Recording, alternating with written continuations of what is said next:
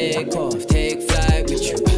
For we never fly, but we're flying. Welcome to Take Flight Podcast with myself, Daniel, for a Take Flight takeaway. Before I go any further, let me provide a bit of context. In episode 210, I shared the reasons why I stopped putting money into my son's savings account and why I opted for a junior stocks and shares ISA. I would implore you to listen to that episode in its entirety before listening to this, just to provide the basis and some definitions of what I shared there, as I will not be going over all of that in today's episode. Quickly recapping of what I shared in the episode, I covered what a stocks and shares ISA is, the typical idea when it comes to saving for younger ones, and what a better alternative could be considered and why. Additionally, I shared that this is also depending on your risk appetite.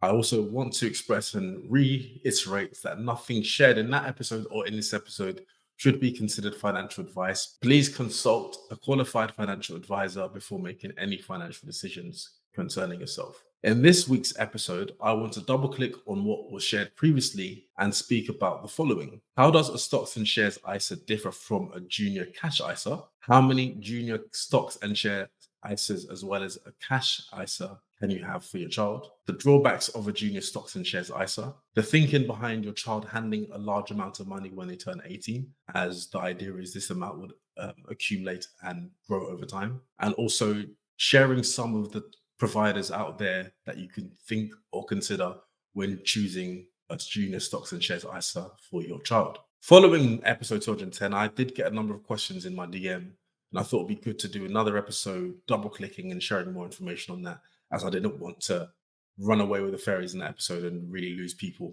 I wanted to take it slowly. So firstly, how does a stocks and shares ISA differ to a cash ISA? A junior cash ISA are effectively tax efficient savings account. You can't invest on behalf of your child using a junior cash ISA. You will need a junior stocks and shares ISA for that purpose. So that's the key difference. So how many junior stocks and shares ISAs as well as junior cash ISAs can you have for your child? So your child can have a junior cash ISA, a junior stocks and shares ISA, or both each tax year. If they have both, the most they can save is still subject to the £9,000 limit across both accounts for the tax year.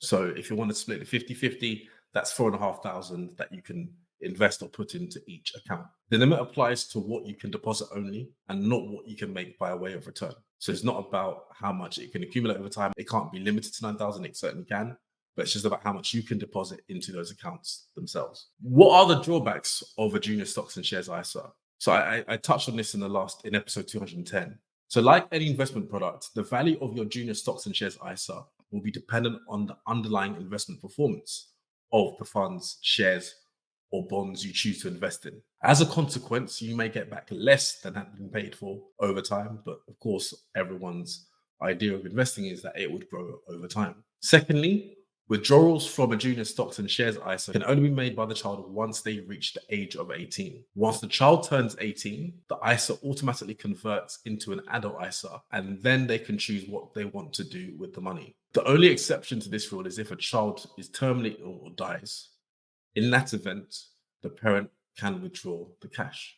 What if I don't trust my child to handle such a large amount of money when they reach 18? So I think this provides a good motivation for the parent and guardian to ensure that you teach your children how to handle money so that when they reach the age of 18, they know how to manage their account properly and have some financial discipline. Alternatively, you can decide to open up an adult ISA if you really don't trust or you're afraid in your name, and then transfer the cash to your child when you think they are ready to take on that capital. The problem, however, with that approach is that there's always a temptation for you, the parent or guardian, to dip into that cash for yourself, which sort of defeats the purpose of what you're trying to do. Something that someone asked me was, there are so many different junior stocks and shares ISAs to choose from, and even more shares, funds, etc. How do you go about choosing the right one for your child? So I think to get started, you can consider the following. There'll be three things which I'll share here. One is focus only on global index funds or ready-made portfolios. These are often made up of index funds from leading investment firms. They track the market, are low cost, and provide immediate diversification.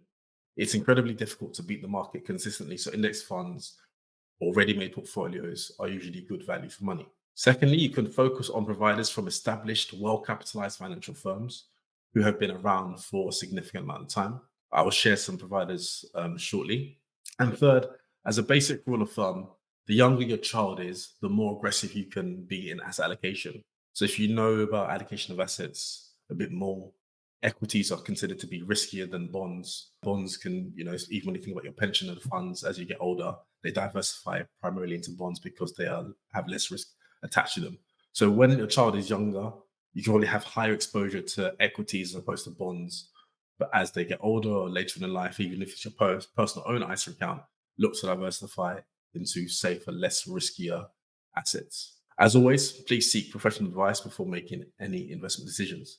So just to step back slightly, I mentioned index fund, and you're probably thinking, what is an index fund exactly? So an index fund is a portfolio of shares or bonds that is designed to mimic the composition and performance of a broader market.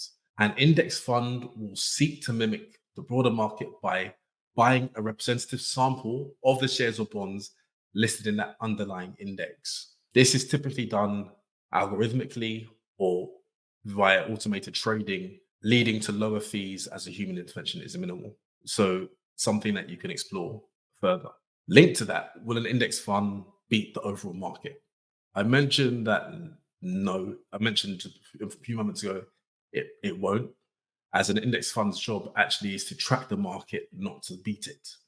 So actively managed funds try to beat the market, but it's very difficult to do so. And you often incur higher fees regardless of whether they're successful or not. And I think we went back, I think a while ago in a group episode, we spoke about hedge funds who try and outperform the market. But if you haven't listened to that episode and it piques your interest, please feel free to do so. Can you make a decent return by just tracking the market? Well, so by now, I'm sure this is something you've probably been asking yourself. And the answer is yes, particularly if you're investing for the long term. If you take, for example, the Vanguard S&P 500 ETF index fund, ETF means exchange traded fund. It has consistently delivered an average annual return of around 10% for the last 10 years. And 10% for the last 10 years is better than that money or capital sitting in your bank account and certainly not growing by 10%, especially when you factor in inflation. You may also think that doesn't sound a lot, but it surprisingly is. And let's put that into perspective. Let's say you invest £300 a month every month since your child was born and put it into the S&P 500 index. By the time your child turns 20, that pot of capital would now be worth £206,000 and you would have only invested £72,000. So the decision is yours. I mentioned that the last thing I was going to touch on was the providers that are out there. There are many providers, and this is not a sponsored episode. I would hope that you would do your own research as to which account to choose that best fits your financial situation, that fits the needs for yourself, etc. But some providers that you can consider in no particular order is Vanguard. So Vanguard's a very popular, very easy to use provider. That's the one I use myself for my son.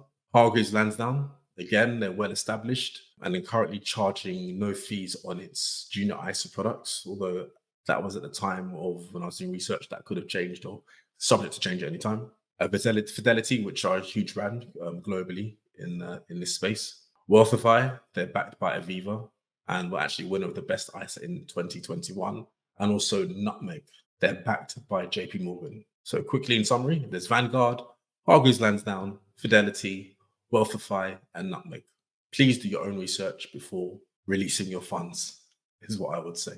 So with episode 210 and this episode, I hope this has given you a better all-round picture and hopefully been educative and also informative for yourself, whether you're exploring a junior ISA for your child or even considering an ISA for yourself. As always, if you have any questions, any comments, please feel free to DM me directly, whether it's the podcast Instagram page or my personal Instagram page.